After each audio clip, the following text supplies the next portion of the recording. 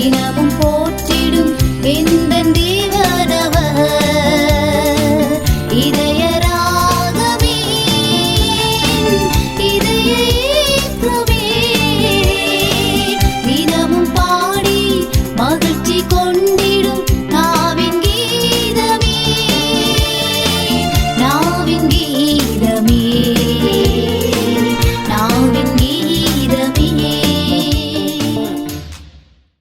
கர்த்தருக்குள் அன்பானவர்களே, அனுதினமும் கிறிஸ்துவுடன் தியான வேலைக்கு உங்களை அன்புடன் அழைக்கிறோம்.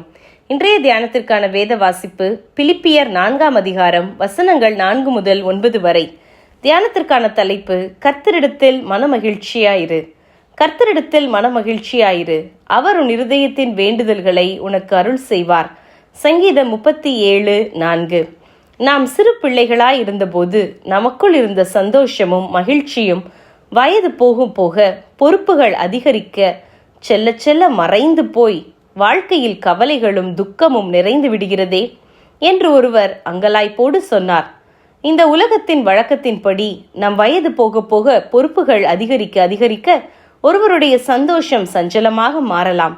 ஆனால் கர்த்தருக்குள் இருப்பவர்களோ மனமகிழ்ச்சியின் ரகசியத்தை அறிந்து கொண்டவர்கள்.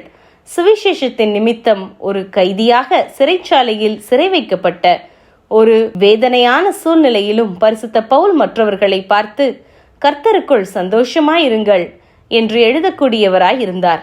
அதற்கு காரணம் அவர் கர்த்தருக்குள் மகிழ்ச்சியாய் இருப்பது எப்படி என்ற ரகசியத்தை அறிந்து வைத்திருந்தார். பொதுவாக வாழ்க்கையிலே நாம் எதிர்பாராததும் விரும்பாததுமான வேதனையின் அனுபவங்கள் கூட நமது சந்தோஷத்தை குலைத்து போடலாம்.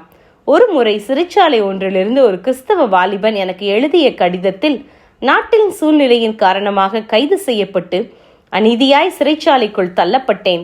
ஆண்டவரே, உம்மை இரட்சகராக ஏற்றுக்கொண்டு உமக்காக வாழும் எனக்கு ஏன் இந்த சோதனை என்ற கேள்வியோடும் சொல்லி முடியாத மனபாரத்தோடும் அந்த சிறைச்சாலை சூழ்நிலையில் அங்கு வைக்கப்பட்டிருந்த ஒரு வேத புத்தகமே என்னை ஆறுதல் படுத்தியது. ஆண்டவருடைய வார்த்தையே என் மனக்காயங்களை ஆற்றி தேற்றியது என்று எழுதியிருந்தார். அருமையானவர்களே, உங்கள் துக்கத்தின் நடுவில் உங்களை ஆறுதல் படுத்துவது எது? உமது வேதம் என் மனமகிழ்ச்சியாய் இராதிருந்தால் என் துக்கத்திலே நான் அமிழ்ந்து போயிருப்பேன் என்று சங்கீதக்காரர் சொன்னாரே. சங்கீதம் 119:92. வேதனையும் துக்கமும் நிறைந்த இந்த உலகத்திலே நமக்கும் வேதனை இல்லையா? இருக்கிறது.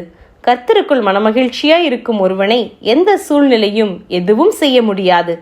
ஏனெனில் அவர் ஆண்டவருடைய வார்த்தையை பற்றி இருப்பான். ஆண்டவருடைய ஜீவனுள்ள வார்த்தை மட்டுமே நமக்கு மெய்யான ஆறுதலையும் மனசமாதானத்தையும் தர முடியும். ஆக கர்த்தரிடத்தில் மனமகிழ்ச்சியாய் இருப்போம். அவர் நிச்சயம் நம் இருதயத்தின் வேண்டுதல்களை நமக்கு அருள் செய்வார்.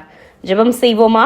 கர்த்தாவே, எத்தனை மனசோர்வுகள் வந்தாலும் ஜீவனுள்ள சத்திய வார்த்தையால் எங்கள் இருதயத்தை நிரப்பி மகிழ்ச்சியோடு வாழ உமது அருள் தாரும். ஆமேன்.